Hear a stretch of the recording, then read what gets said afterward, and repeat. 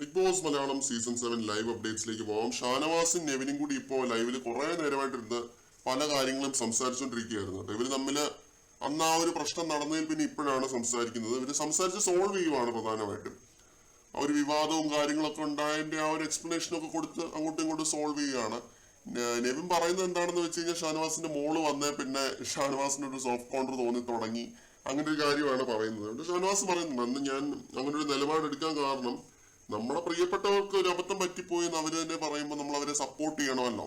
അപ്പൊ അതുകൊണ്ട് അങ്ങനെ നിലപാടെടുത്തതാണ് നല്ല രീതിയിലാണ് പറയുന്നത്. ആദിലയുടെ തലയ്ക്ക് വെച്ച് ചാരുന്ന പരിപാടി തന്നെയാണ്. പിന്നെ അന്ന് നീ ആ ഒരു മല്ലിയില എടുത്തപ്പോ എനിക്ക് ദേഷ്യം 20% ഉണ്ടായിരുന്നുള്ളൂ, 20% ഉണ്ടായിരുന്നുള്ളൂ. അത് പിന്നെ ആളി കത്തിച്ചതാണ്, ആദിലയായിട്ട് വന്ന ആളി കത്തിച്ചതാണ്. പിന്നെ ഇവിടെ കുറെ ശവന്തീനികളുണ്ട്, അവര് എന്നെ തെറ്റിദ്ധരിപ്പിക്കാനായിട്ട് നോക്കും. ഞാൻ ഇന്ന് വരെ ബിഗ് ബോസിന്റെ ഒരു എപ്പിസോഡ് പോലും കണ്ടിട്ടില്ല. കള്ള പറഞ്ഞ് കളിക്കാൻ പക്ഷെ എനിക്കറിയാം, മൈൻഡ് ഗെയിം കളിക്കാനും ടാസ്ക് ചെയ്യാനൊക്കെ എനിക്ക് അറിയാമെന്ന് ഷാനവാസ് പറയുന്നുണ്ട്. പുള്ളി ബിഗ് ബോസിന്റെ എപ്പിസോഡ് കാണാതെയാണോ വന്നിരുന്നത് ബിഗ് ബോസ് കളിക്കുന്നത്? എനിക്ക് തോന്നുന്നില്ല കേട്ടോ.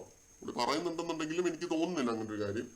പിന്നെ ഇങ്ങനെയൊക്കെ ഷാനവാസ് പറയുന്നുണ്ട്. അതേപോലെ നെവിൻ ഔട്ടായി പോയ സമയത്ത് ഷാനവാസ് പറഞ്ഞ കാര്യം അഭിലാഷ് വളച്ചൊടിച്ചു എന്നുള്ള രീതിയിൽ ഇപ്പൊ പറയുന്നുണ്ട്.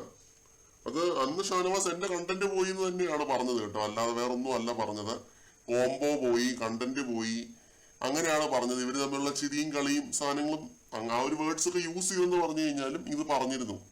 കണ്ടന്റ് പോയി, കോംബോ പോയി എന്നൊക്കെയാണ് പറഞ്ഞത്. അപ്പൊ അത് വീണ്ടും അന്ന് നമ്മൾ പരിശോധിച്ച് നോക്കിയതാണ്. ആ സമയത്ത് ഇത് ഇങ്ങനെ തന്നെയാണ് പറഞ്ഞത്. ഇപ്പൊ ഷാനവാസ് വേറെ രീതിയിലാക്കി നെവിന്റെ അടുത്ത് പറയുന്നതാണ് സോൾവ് ചെയ്യാനായിട്ട്.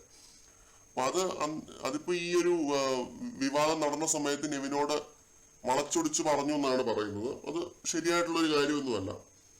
അപ്പോ നെവിൻ പറയുന്നുണ്ട്, ഞാനും അങ്ങനെ നിങ്ങളെ ദ്രോഹിക്കണമെന്നൊന്നുമില്ല, നിങ്ങളോട് ഉള്ളിന്റെ ഉള്ളിൽ എനിക്കൊരു സ്നേഹം ഉണ്ടായിരുന്നു എന്നൊക്കെ പറഞ്ഞിട്ട് ഇവര് തമ്മിൽ സോൾവ് ആവുന്നുണ്ട്.